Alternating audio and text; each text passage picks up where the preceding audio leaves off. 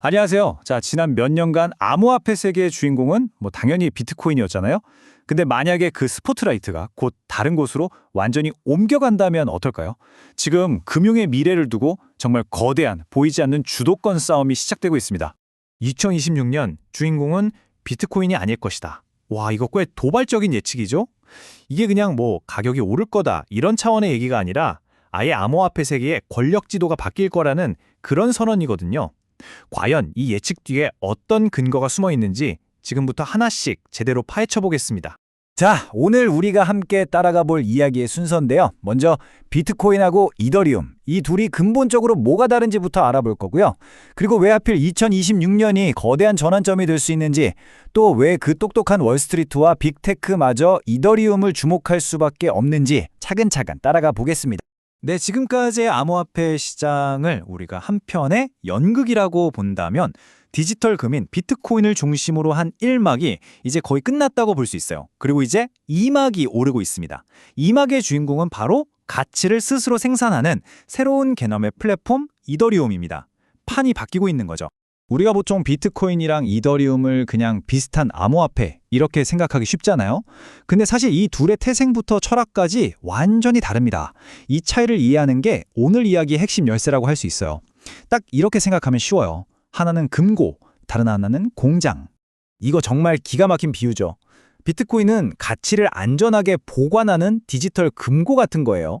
그 자체로 가치가 이미 완성되어 있죠. 반면에 이더리움은 24시간 쉬지 않고 돌아가면서 새로운 금융상품이나 서비스를 계속해서 생산해내는 디지털 공장입니다. 그러니까 하나는 가치를 지키는 자산이고 다른 하나는 끊임없이 새로운 가치를 만들어내는 인프라라는 겁니다. 결국 둘의 역할은 명확하게 다른 거죠. 비트코인이 그 자체로 너무나도 가치 있는 하나의 완성된 자산이라면 이더리움은 그 위에서 새로운 금융 시스템 전체가 돌아갈 수 있도록 만들어주는 하나의 거대한 기반이자 토대인 셈입니다. 자, 그럼 이 디지털 공장이라는 개념이 구체적으로 미래 금융을 어떻게 바꾼다는 걸까요? 2026년을 기점으로 펼쳐질 거대한 변화의 그림 한번 같이 들여다보시죠. 자, 여기서부터는 더 이상 코인 투자자들만의 이야기가 아닙니다. 우리가 사는 아파트, 우리가 투자하는 주식, 심지어 미술품까지 세상에 존재하는 거의 모든 실물 자산을 블록체인이라는 디지털 세계로 옮겨오는 거대한 프로젝트가 지금 시작되고 있어요. 이걸 왜 하냐고요?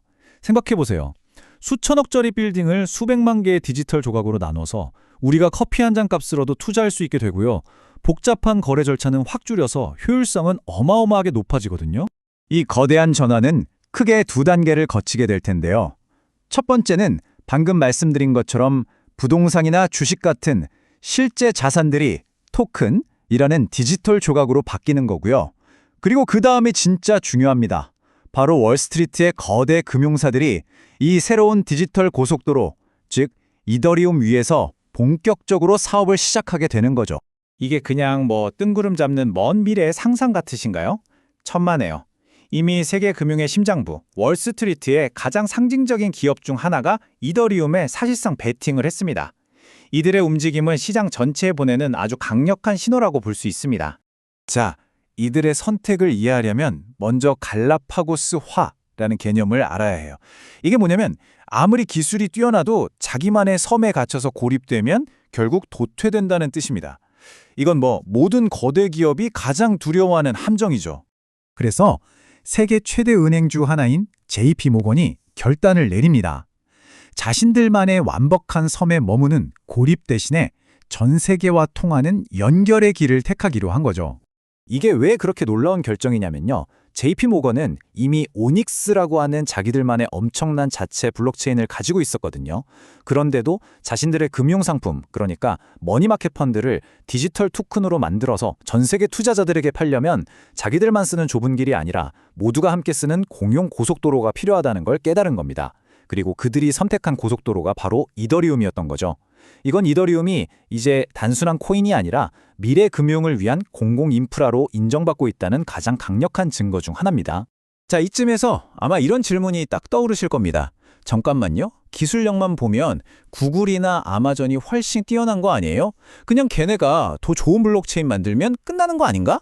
네, 아주 합리적인 질문이죠. 정말 충분히 가질 수 있는 의문입니다. 기술력만 놓고 보면 빅테크가 압도적이니까요. 하지만 이 문제의 답은 기술이 아니라 전혀 다른 곳에 있습니다. 그 답을 바로 말씀드리기 전에 시장의 흐름을 가장 잘 읽는다고 평가받는 이 사람들의 변화에 한번 주목할 필요가 있어요. 페이팔 창업자 피터 틸, 아크인베스트의 캐시 우드, 톰리. 이 사람들 원래는 정말 열렬한 비트코인 지지자들이었거든요. 근데 그런 그들마전 이제는 이더리움의 대체 불가능한 가치를 인정하기 시작했다는 겁니다. 바로 이 지점 때문입니다. 구글은요, 마음만 먹으면 이더리움의 코드를 하룻밤 만에 복사할 수 있어요. 하지만 수많은 개발자와 사용자들이 지난 10년 가까이 쌓아올린 이 신뢰만큼은 절대로 복사할 수가 없습니다. 생각해보세요.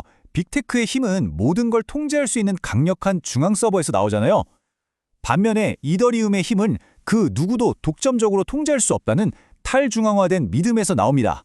이건 마치 한 회사가 소유한 사유지가 아니라 모두가 함께 수십 년간 갖고 온 거대한 국립공원 같은 거예요. 그 생태계 자체를 돈으로 살 수는 없는 거죠.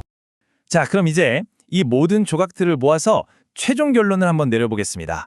이더리움은 과연 미래 금융에서 어떤 존재가 될까요? 결론적으로 이더리움은 더 이상 하나의 암호화폐가 아닙니다.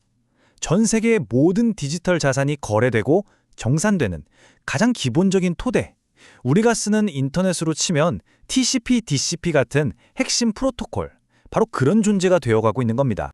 오늘 이야기의 가장 중요한 결론입니다.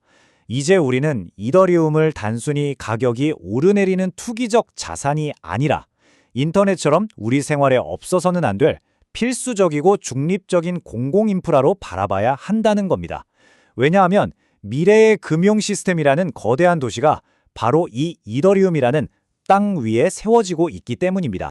이건 단순히 새로운 기술 하나가 등장한 게 아닙니다. 돈과 자산이 움직이는 방식, 즉 금융의 규칙 자체가 근본적으로 바뀌고 있다는 신호탄이죠. 이 새로운 청사진 위에서 우리가 지금까지 알고 있던 금융세계는 과연 어떤 모습으로 재편될까요? 미래가 정말 궁금해지는 지점입니다.